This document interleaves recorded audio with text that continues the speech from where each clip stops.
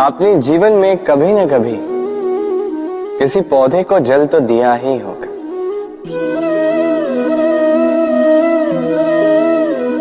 कभी मन में ये प्रश्न नहीं आया कि हम पौधे के पत्तों को, पुष्पों को, डालियों को, उन्हें तो हम कभी पानी नहीं देते, फिर भी कैसे उन तक पानी पहुंचता है, फिर भी कैसे वो जीवित रहते। आप कहेंगे सरल सी बात है, ये कैसा प्रश्न पूछ रहे हैं। जड़ को पानी दो तो वो पौधे के अंग अंग तक अवश्य ही पहुंचेगा, है ना। कुछ इसी प्रकार होते हैं हमारे कर्म, हमारा प्रेम। यदि निश्चल भाव से कर्म करोगे, सेवा करोगे, तो किसी न किसी रूप में स्वतः परमात्मा तक पहुंचेगा ही। आत्मा के भीतर से प्रेम करोगे, स्वतः छलकेगा ही और दुगना लौट कर भी आएगा, इस पौधे की छाव की भांति। तो मन और आत्मा से कर्म करें, मन और आत्मा से प्रेम करें, आनंद ही आनंद होगा। राधे राधे। इसे कौन नहीं पहचानता, ये है रोटी। यही तो है वो कारण जिसके लिए मनुष्य दिन रात कड़ा परिश्रम करता है। ऐसे देखा जाए, यदि ये रोटी यूं ही मिल जाती तो मनुष्य कदाचित कुछ कार्य ही नहीं करता, कष्ट नहीं करता, जीवन में परिश्रम ही नहीं करता। वैसे एक बात तो है, ये रोटी केवल भूख ही नहीं मिटाती, जीवन की बड़ी सी बड़ी सीख दे जाती। अब तनिक सोचिए, ये रोटी आपको स्वादिष्ट केवल तभी लगेगी, ये रोटी आपके स्वास्थ्य के लिए अच्छी केवल तभी होगी जब ये दोनों ओर से ठीक से सेकी जाएगी, है ना। हमारे जीवन में संबंध भी कुछ इसी प्रकार होते हैं। यदि दोनों ओर से अच्छे से निभाए जाएं, तभी आपको आनंद देते। इसलिए केवल पानी के लिए आतुर न रहे, लौटाने में भी विश्वास रखें।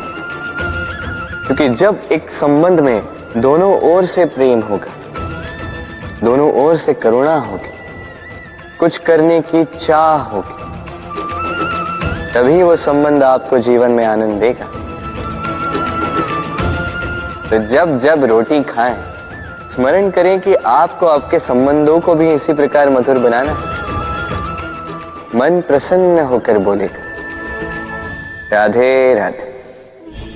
सूर्य और चंद्रमा दोनों आकाश के अमित चिन्ह हैं, दोनों प्रकाश देते हैं, किंतु इन दोनों की सदैव तुलना की जाती कि कौन अधिक शीतल है तो कौन अधिक उग्र, कौन अधिक तेजवान है तो कौन अधिक कांतिवान। अब क्या ये तुलना उचित है? कदापि नहीं, क्योंकि ये दोनों भले ही प्रकाश पुंज हो, किंतु ये दोनों भिन्न है। दोनों का अपना अपना महत्व है और दोनों का अपना अपना समय है जब ये चमकते हैं, तो इनकी तुलना अनुचित है। और इसी प्रकार हमारे जीवन में भी तुलना अनुचित ही होगी। स्वयं की तुलना किसी और से कभी मत कीजिएगा। यदि कोई और आपकी तुलना किसी और से करे तो उस पर ध्यान मत दीजिएगा, क्योंकि इस तुलना से स्वयं को हीन समझ लेना आपके हित में नहीं, ये आपके लिए लाभदायक नहीं। बस प्रयास करते रहिए, स्वयं को निखारते रहिए और सही समय की प्रतीक्षा कीजिए, क्योंकि सही समय आने पर ये आपके गुण, आपकी महत्ता बढ़ाएंगे। राधे राधे। जीवन में सभी महान बनना चाहते हैं, सभी बड़ा बनना चाहते हैं, किंतु बड़ा बनते कैसे हैं?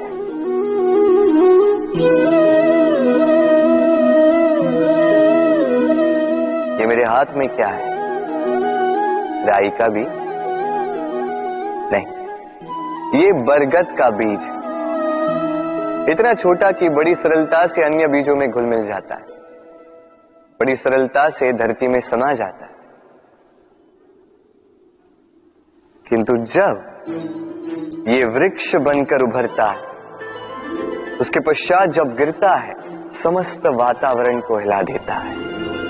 कुछ इस प्रकार बड़ा बनिएगा, बरगद का बीज, बरगद का वृक्ष।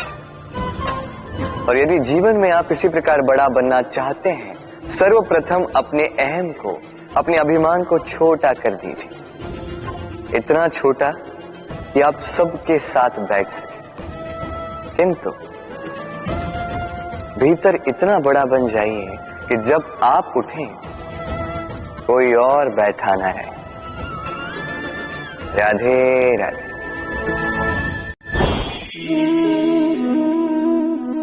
जीवन में जब भी किसी समस्या का हल हम खोज नहीं पाते, तब हम क्या करते हैं?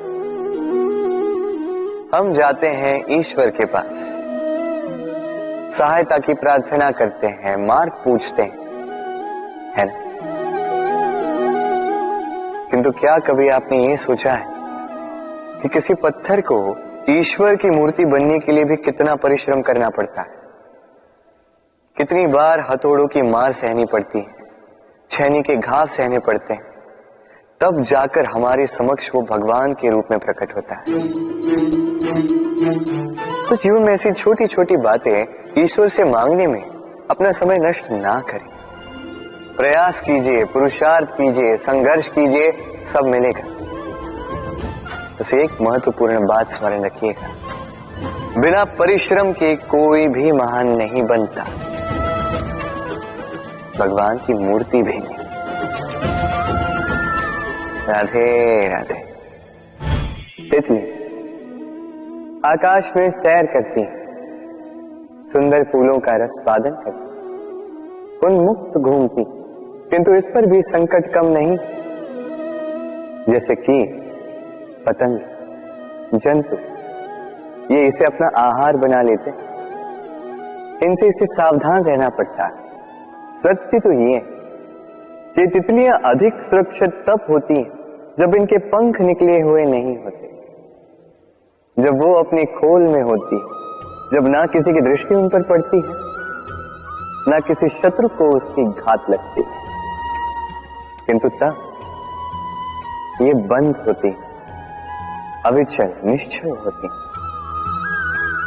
ये संसार देखने के लिए, ये सुंदर आकाश पाने के लिए उसे अपनी सुरक्षा क्षेत्र से बाहर आना ही पड़ता है। और यही जीवन का नियम मनुष्यों के साथ भी यही होता है। यदि मनुष्य विश्राम और सुरक्षा, इनके बंधन ना तोड़े, तो वो जीवित तो रहे, किंतु जीवन जी नहीं पाए। क्योंकि यदि जीवन में कुछ बड़ा करना है, कुछ बड़ा पाना, बड़ी ऊंचाइयों तक पहुंचना, तो सर्वप्रथम आपको इस सुरक्षा क्षेत्र से बाहर आना ही होगा, इस आराम को त्यागना ही होगा। तब आपको सफलता मिलेगी और तब आप इन तितलियों की भांति इस आकाश में सैर कर सकते हैं। राधे राधे। दीपक, इस दीपक को प्रज्वलित करने में किसकी आवश्यकता होती है?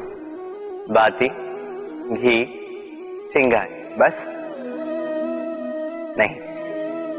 वास्तविक सत्य तो यह है कि इसको प्रज्वलित करने में वायु का भी योगदान होता है। वायु जो न केवल हमें प्राण देती है, इस अग्नि को भी प्रज्वलित करने में सहायता करती है। अब देखिए,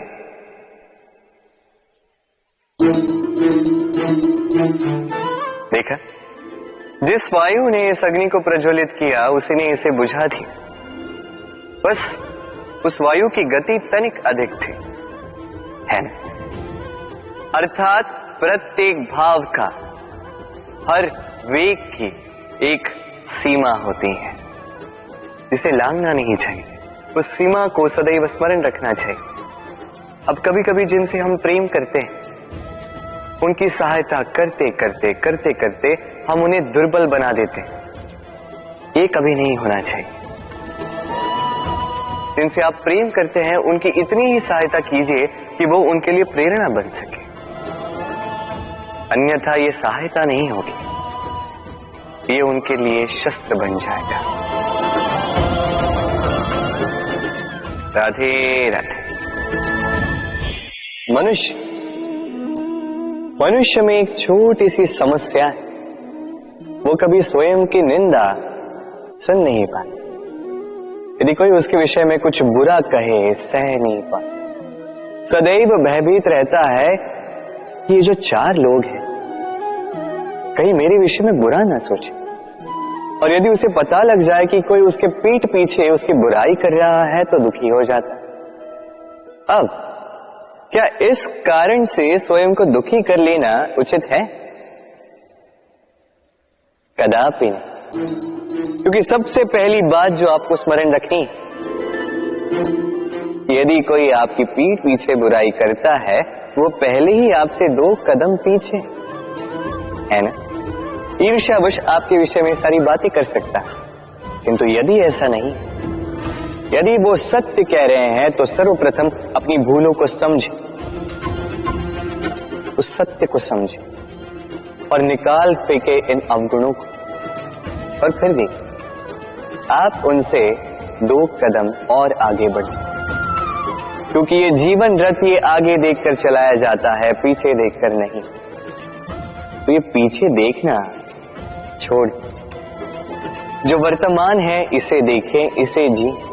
जो भविष्य है, जो आपका लक्ष्य है, उसे साथ और मेरे साथ प्रेम से कहिए, राधे राधे।